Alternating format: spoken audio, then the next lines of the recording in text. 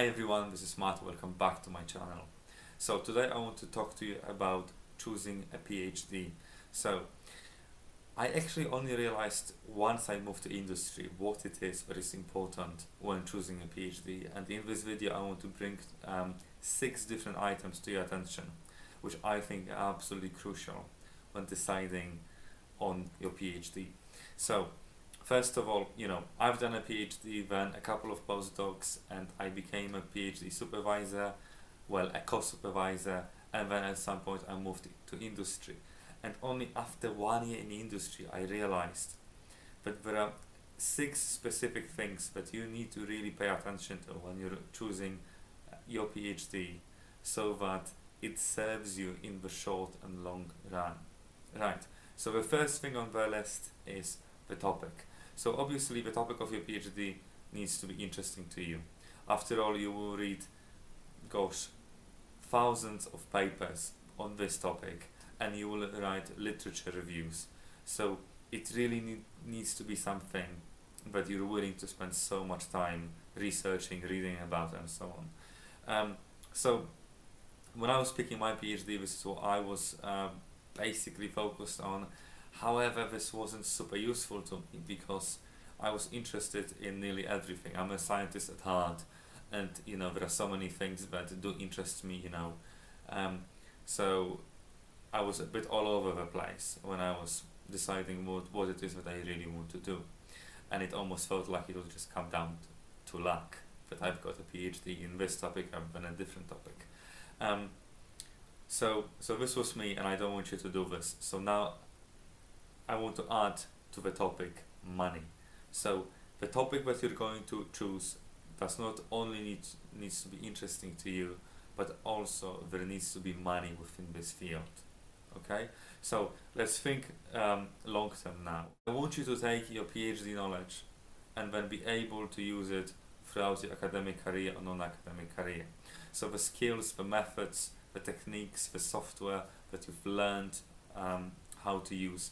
Now I want you to be able to take them and use them as a postdoc, which means there needs to be funding for postdocs in your field, and then ideally funding to become a principal investigator within your field.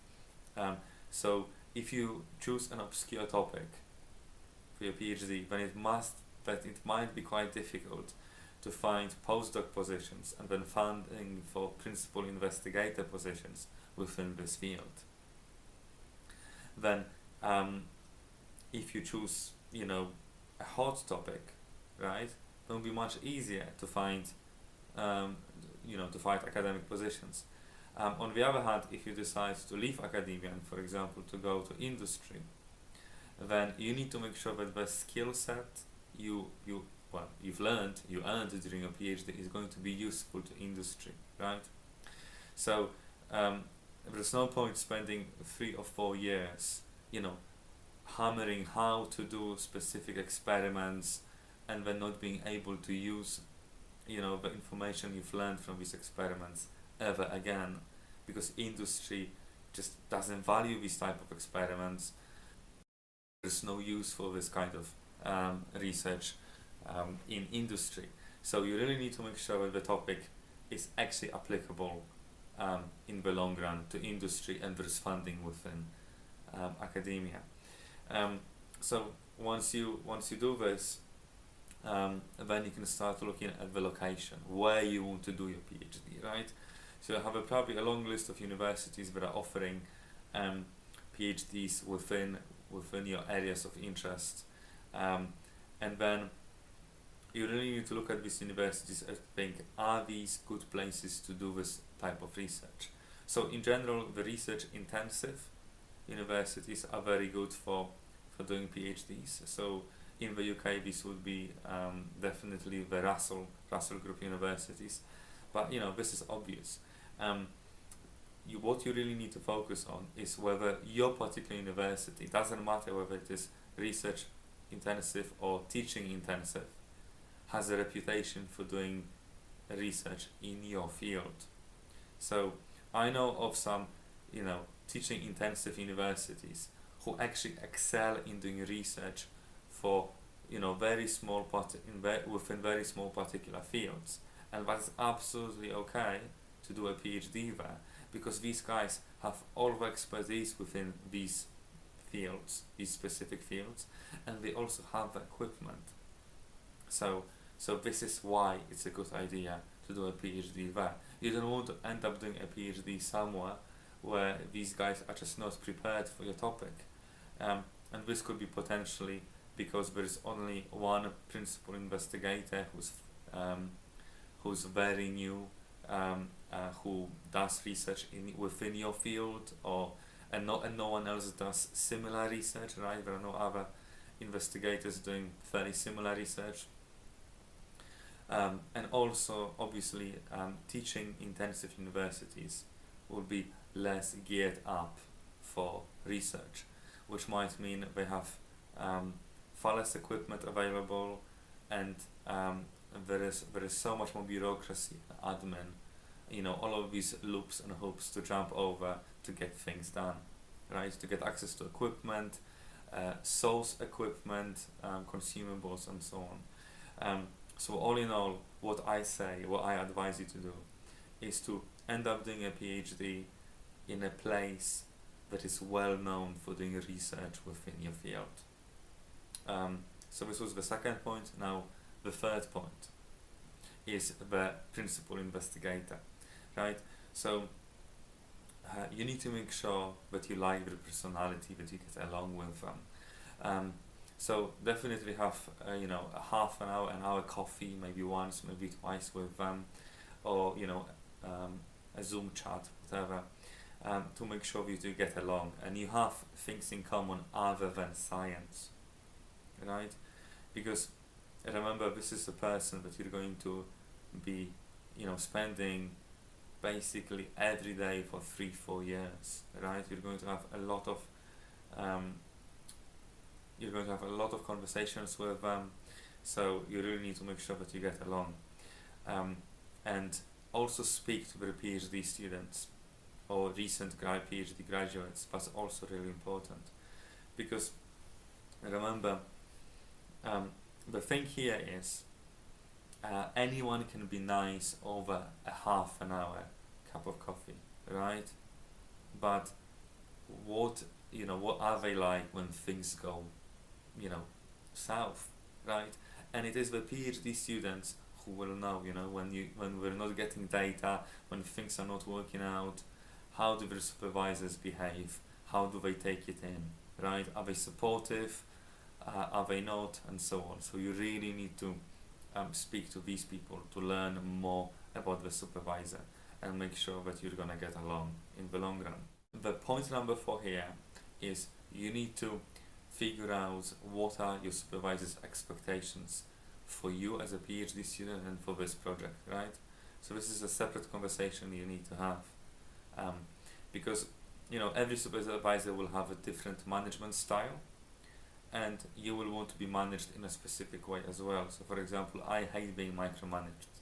I couldn't work for someone who would micromanage me.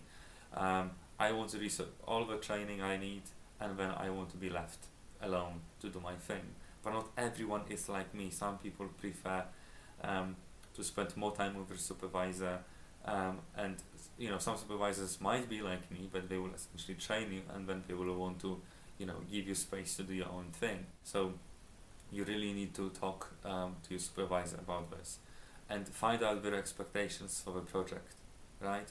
Because when I started my PhD, my topic, the title of my PhD was very different to what it ended up being after 4 years of my PhD, right?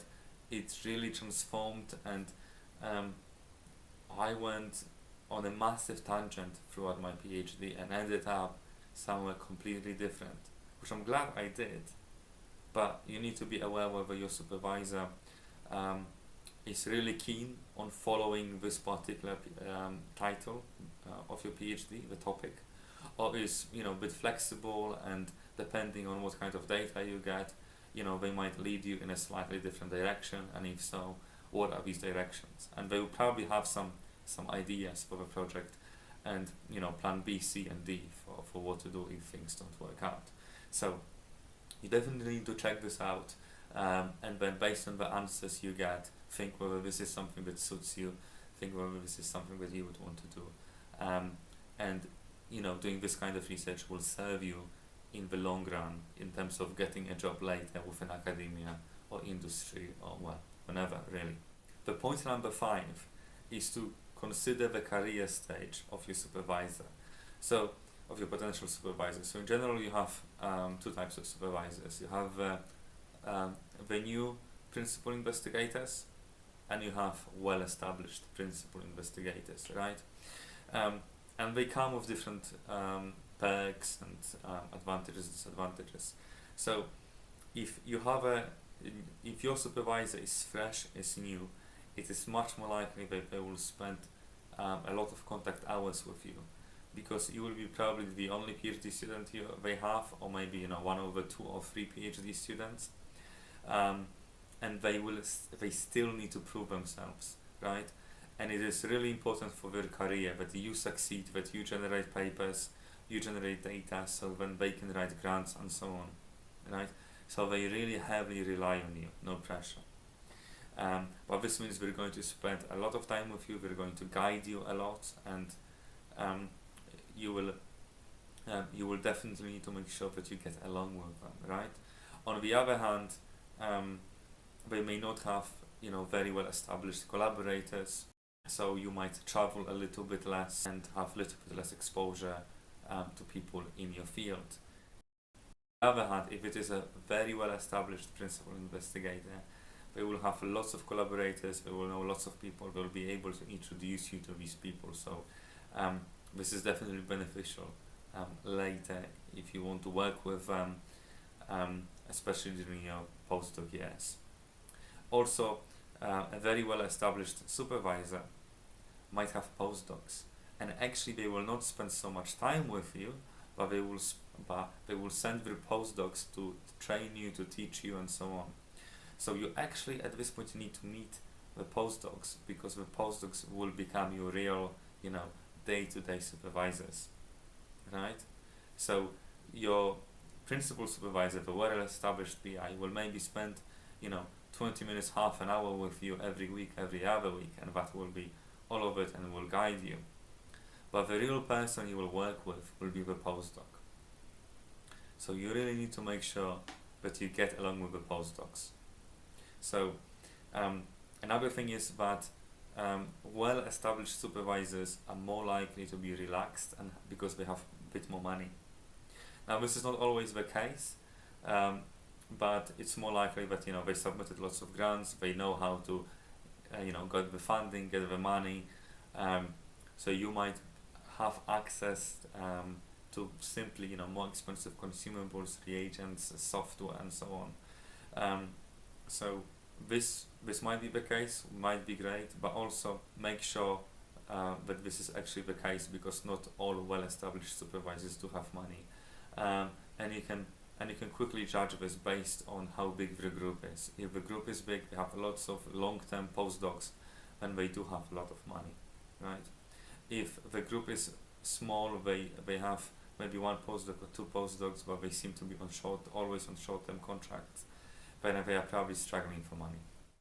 And then finally, the last point, the 6th point, is you need to think about the co-supervisors. So I think it's very rare these days that you would only have 1 PhD supervisor. Most likely you will have 2 or 3 of them. I think any more than 3 is really a headache, because every supervisor will have slightly different interests. They will want you to do different things.